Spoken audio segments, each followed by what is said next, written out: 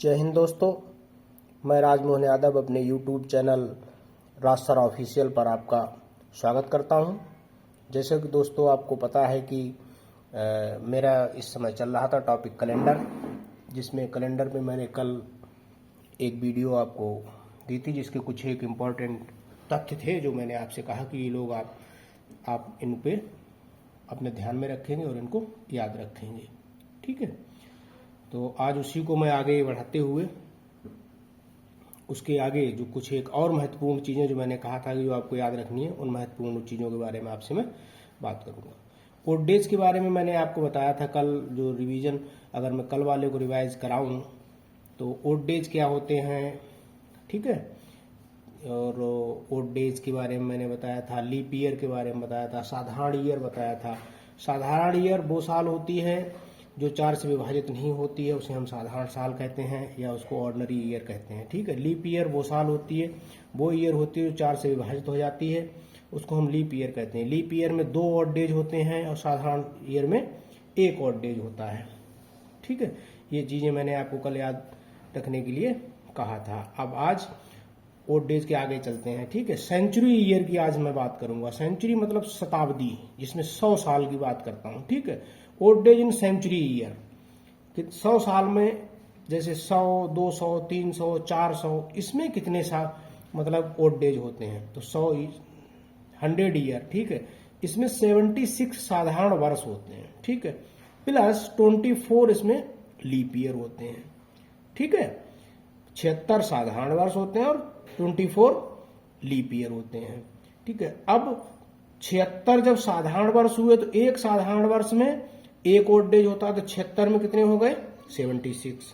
अब 24 leap year में, एक लीप ईयर में 2 ओड डेज होते हैं, तो 24 में कितने हो गए, 24 को 2 से मल्टीप्लाई और दोनों को जोड़ लिया तो ये 76 प्लस 48 और ये हो गए 124 ओड डेज। अब 124 को हम फिर इनसे 7 से 124 को क्या करेंगे, डिवाइड करेंगे। ठीक है, जब हमने डिवाइड किया तो हमारे जाके शेष कितने बचे, 5 ओड डेज बचे। ठीक है, तो ये अब हमें क्या रखना है, याद करना है। 17 इसमें वीक्स हो गए, 5 ओड डेज हो गए।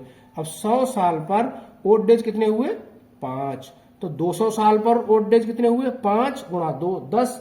अब 10 को हम फिर 7 से करेंगे डिवाइड, है ना, तो क्या बचे 3। तो 200 साल में कितने होंगे, 3। ये आपको याद रखना है कि 100 साल की अगर बात की जाए तो ओड डेज कितने होंगे, 5, और 200 साल की अगर बात की जाए तो ओड डेज कितने होंगे, ठीक है, कितने होंगे, जब 200 साल की बात की जाए तो 3। ठीक है, इसी तरह से अगर 300 साल की बात की जाए तो कितने होंगे, तो भाई 5 की 3 से कर दी मल्टीप्लाई, हो गए 15, और 15 में भाई फिर 7 से करोगे, है ना, 15 को 7 से आप डिवाइड करोगे। ठीक है, तो क्या होगा, 1 ओड डे होगा 300 साल पे। अब 400 साल की अगर बात की जाए तो 400 साल में कितने होंगे, फिर 5 चौक 20, है ना। अब 20, अब उस ये होगा 400 जो है लीप ईयर है, तो एक लीप ईयर वाला एक्स्ट्रा जोड़ना पड़ेगा। ठीक है ना, तो ये इसमें होगा 21, और 21 को जब हम 7 से करेंगे तो ये पूरा पूरा कट जाएगा। ठीक है, तो इसमें 400 में कोई भी ओड डे नहीं होगा। 400 को बिल्कुल ध्यान रखना है कि 400 में कोई भी ओड डे नहीं होगा। ठीक है, अब ये 100 पे, 100 में कितने होंगे ओड डेज, 5, आपने याद रखना है। 200 पे कितने होंगे, 3। ठीक है ना, 300 में ओड डे कितने होंगे, ठीक है, 1, और 400 पे कोई भी ओड डे नहीं होगा। ठीक है, ये चीज आपने बिल्कुल अपने दिमाग में बिठा लेनी है। अब आगे चलते हैं कि ओड डेज को हम किस तरह से, क्या नाम देते हैं, किस तरह से उनको पहचानते कैसे हैं। ठीक है, तो ये भी आपको याद रखना, बड़ा सिंपल है। ठीक है, और आप अपने दिमाग में बैठा लेंगे। जिस तरह से Sunday, Monday, Tuesday, Wednesday, Thursday, Friday, Saturday होता है, इसी तरह से, है ना, जैसे रविवार, सोमवार, मंगलवार, बुधवार, बृहस्पतिवार, शुक्रवार और शनिवार। ठीक है, अगर 0 ओड डेज हमारा आता है, 7 से डिवाइड करने के बाद 0 आता है, इसका मतलब उस दिन होगा संडे। ये आपने अपने दिमाग में बिठा के रखना है कि अगर 0 कोई रिमाइंडर नहीं आया, पूरा पूरा कट गया, तो उस दिन क्या होगा, संडे। 1 रिमाइंडर आया तो उस दिन क्या होगा, मंडे। अगर 2 रिमाइंडर आया तो उस दिन क्या होगा, ट्यूसडे। ठीक है, और अगर 3 रिमाइंडर आया तो उस दिन क्या होगा, वेडनेसडे। अगर इसी तरह से 4 रिमाइंडर आया तो उस दिन क्या होगा, बृहस्पतिवार। अगर 5 रिमाइंडर आया तो उस दिन क्या होगा? शुक्रवार। अगर 6 रिमाइंडर आया तो उस दिन क्या होगा? शनिवार। ठीक है, और 7 हो नहीं सकता है, जो 7 होने पर क्या है, पूरा पूरा विभाजित हो जाता है, तो फिर से 0 आ जाता है, और 0 आ जाता है तो उस दिन क्या होगा?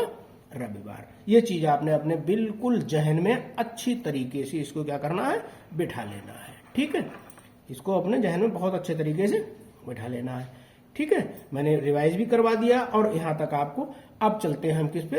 क्वेश्चन की तरफ, कि क्वेश्चन किस तरह से बनता है। बहुत सिंपल क्वेश्चन बनता है और विद इन कितने 30 सेकंड के अंदर आप क्वेश्चन तुरंत कर दोगे सॉल्व। ठीक है, इतनी सिंपल ट्रिक है। ठीक, और बहुत इंपॉर्टेंट टॉपिक है ये कैलेंडर, बहुत इंपॉर्टेंट टॉपिक है।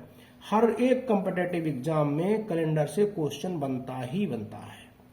ठीक है, कुछ एक ऐसे टॉपिक हैं जो बहुत इंपॉर्टेंट होते हैं, उनसे क्वेश्चन पूछा ही जाता है। ठीक है, अब चलो क्वेश्चन को देख लेते हैं। क्वेश्चन है, यदि एक दिन बाद रविवार है, यदि एक दिन बाद रविवार है तो एक दिन पहले क्या दिन होगा? ऑप्शन है बुधवार, बृहस्पतिवार, शुक्रवार और शनिवार। तो ये क्वेश्चन मैं आप लोगों को करने को देता हूं। ठीक है, ये क्वेश्चन आप लोग मुझे बताएंगे। ठीक है, कमेंट्स में जो भी कर लेंगे उसमें क्या होगा उसका आंसर मुझे कमेंट्स में आप लोग देंगे।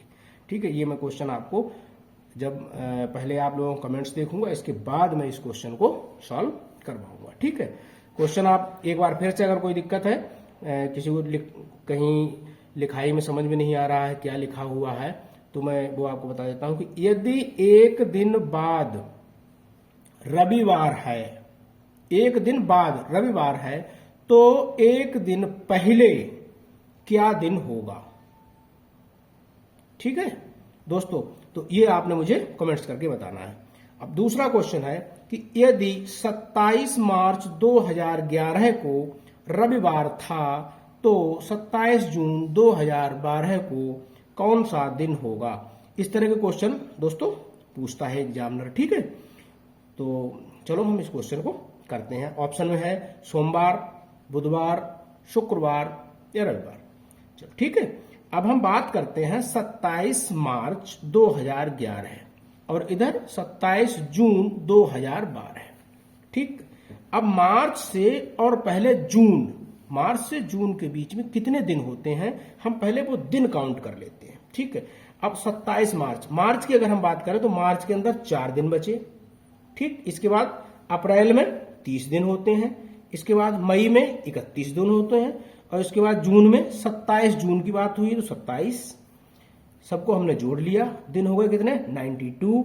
92 को हमने 7 से डिवाइड किया तो 13 तो वीक हो गए, और 13 वीक के बाद एक दिन बचा। एक दिन का बचने का मतलब है ना, एक और डे बचा। चलो भाई कोई बात नहीं, एक और डे बचा। अब एक और डे बचने का मतलब कि रविवार तो था, अब एक और डे मतलब एक उसमें जुड़ जाएगा रविवार में। तो रविवार में जब हमने एक जोड़ दिया तो मतलब सोमवार। अब सोमवार, ये तो जून की बात हो गई। अब बात आई 2012 की। अब 2012 क्या है? 2012 की बात आई तो 2012 क्या है?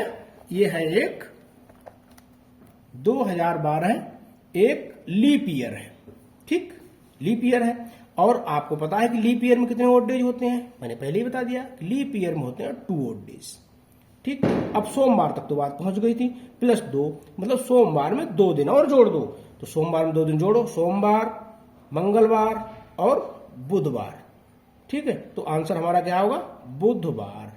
ठीक है, बुधवार होगा, यानी ऑप्शन हमारा सेकंड ठीक है। ठीक है, ठीक है दोस्तों, अब वीडियो ज्यादा लंबी ना हो इसलिए हम आज है ना ये एक ही क्वेश्चन रखते हैं, और आपकी प्रैक्टिस के लिए कल हम फिर दोबारा से और क्वेश्चन लाएंगे और ज्यादा से ज्यादा क्वेश्चन करा के, ठीक है, फिर हम आप लोगों का ये टॉपिक जो है कंप्लीट कर देंगे। ठीक है दोस्तों, लास्ट में मेरी बस एक यही गुजारिश है कि आप अपने राज सर के इस चैनल को, राज सर ऑफिशियल को ज्यादा से ज्यादा लोगों में शेयर करें, लाइक करें।